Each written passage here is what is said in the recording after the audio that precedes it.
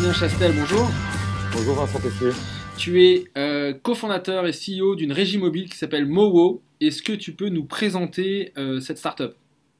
Alors Mowo vient déjà de Mobile Worldwide. On avait une certaine expérience à l'international, une certaine expérience du digital, et mon associé aussi vraiment sur le mobile. Et on avait vu qu'il y avait un créneau à prendre, notamment sur le branding, sur du fait de pouvoir donner une alternative à certains acteurs globaux et de nous représenter des régies locales à l'international. Voilà.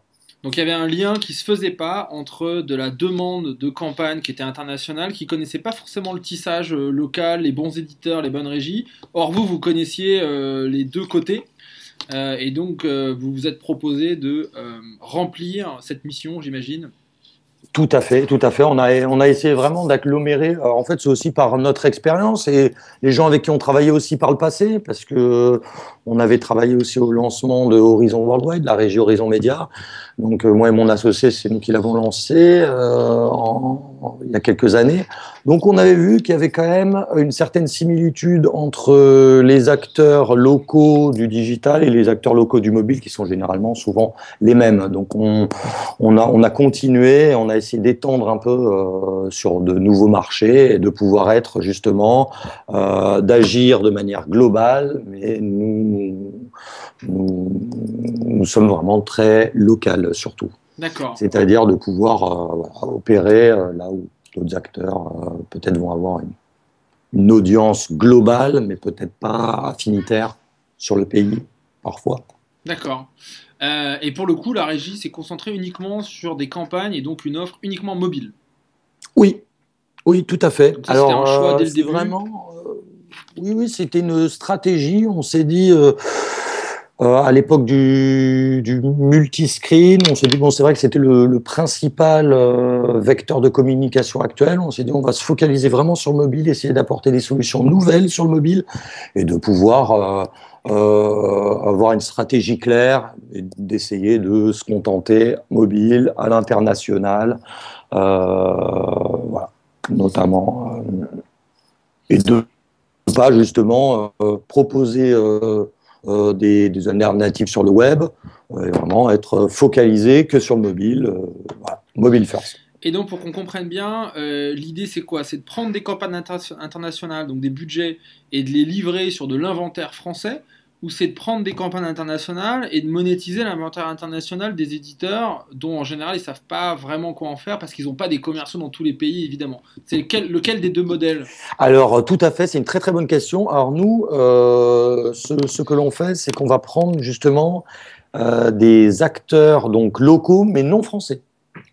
On n'a pas de vocation à aller sur le marché français, qui est d'ailleurs très concurrentiel, avec les différentes discussions qu'on a pu avoir avec les grosses agences, qui nous l'ont dit. C'est toujours un peu délicat. Donc nous, vraiment, c'est de pouvoir proposer à des clients des blue chips de pouvoir communiquer à travers le monde, donc sur des acteurs très locaux, comme par exemple, je ne sais pas, l'équipe en Allemagne, Clicktip par exemple, voilà, d'avoir des acteurs vraiment multilocaux pour proposer des alternatives globales. D'accord. Et pour le coup, vous commercialisez uniquement de gré à gré, c'est-à-dire en ordre d'insertion, et vous ne vendez pas avec des solutions programmatiques type SSP votre inventaire. Vous signez des OI et c'est une méthode de commercialisation, on va dire classique. Hein. Tout à fait. Tout à fait. C'est vraiment une méthode très classique. On s'est posé beaucoup la question. On est parti du principe aussi que toutes les régies déjà en place, leaders sur leur marché, avaient déjà posé tout leur SDK.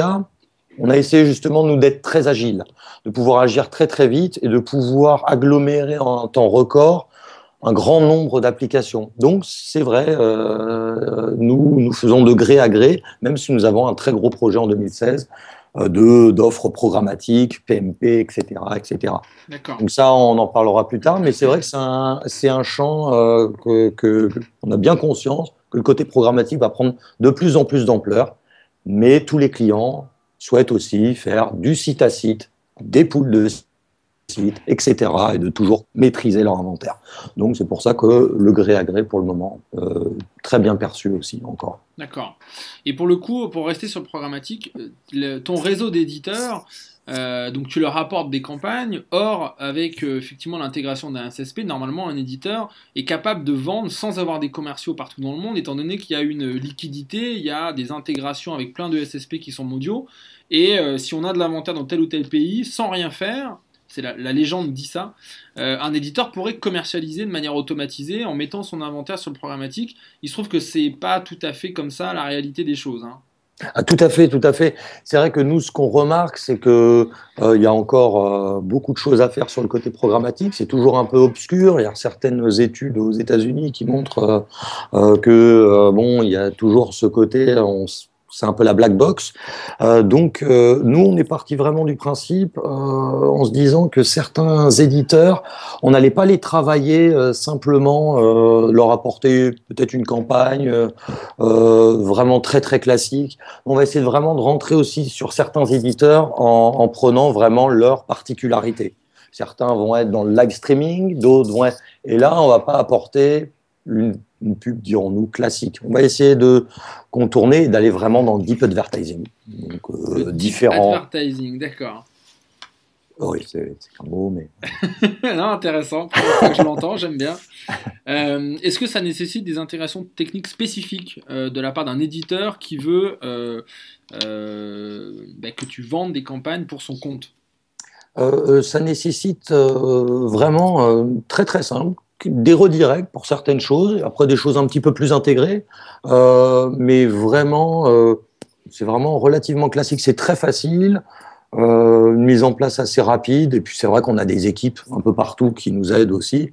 Alors c'est pour ça qu'on est très peu nombreux, mais à la limite, c'est comme si on travaillait avec 200-300 personnes. C'est ça aussi notre force, c'est que on peut se permettre d'utiliser les avantages de chacun, donc de pouvoir bénéficier de, pour tel type d'intégration, on va peut-être passer via l'Allemagne, donc voilà, de pouvoir amener une solution rapide et de ne pas faire perdre du temps à l'éditeur, qui est quand même le principal vecteur aussi de notre business.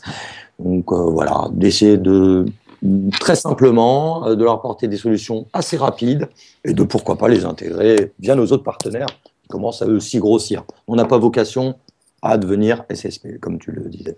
D'accord. Et pour le coup, quels sont les types d'annonceurs, les types de campagnes que tu livres auprès de tes éditeurs? D'accord. Alors nous, on va essayer de livrer des campagnes vraiment globales pour des clients qui sont du luxe, qui proviennent de l'entertainment, qui vont venir aussi du private banking, qui sont dans l'énergie. Et là, on va pouvoir communiquer. C'est vrai qu'on a fait récemment pour un très gros client dans l'énergie, vraiment à travers le monde, de l'Indonésie à la Chine, sur les États-Unis, enfin, etc., etc.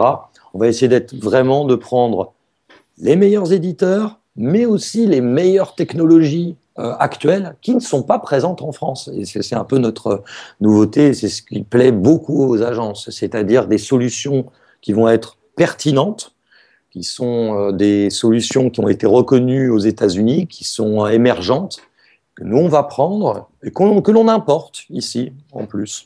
Des solutions que l'on présente aux éditeurs, enfin aux clients, pardon, au niveau global. Ça plaît plutôt pas mal. Ouais. D'accord. Pour finir, quels sont vos projets pour le coup pour l'année prochaine, pour 2016? L'ouverture de nouveaux pays, le développement de solutions techniques, voilà. Vers où allez-vous?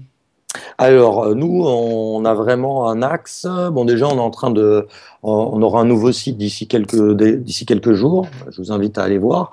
Et en fait, notre axe principal va être de créer comme un espèce de label et de pouvoir travailler vraiment avec les meilleurs dans chaque secteur. Donc, on va ouvrir ce pan plutôt programmatique, etc., etc., et notamment aussi les social influenceurs, que là, beaucoup de gros acteurs, clients globaux nous demandent de pouvoir sélectionner telle personne, pouvoir faire du brand content aussi, que ce soit sur Instagram, YouTube, etc., là où YouTube ne peut pas le faire. ou d'autres acteurs. Voilà, on se positionne un peu sur ça, sur le côté technologique, les attaques innovantes, ainsi que sur le média social.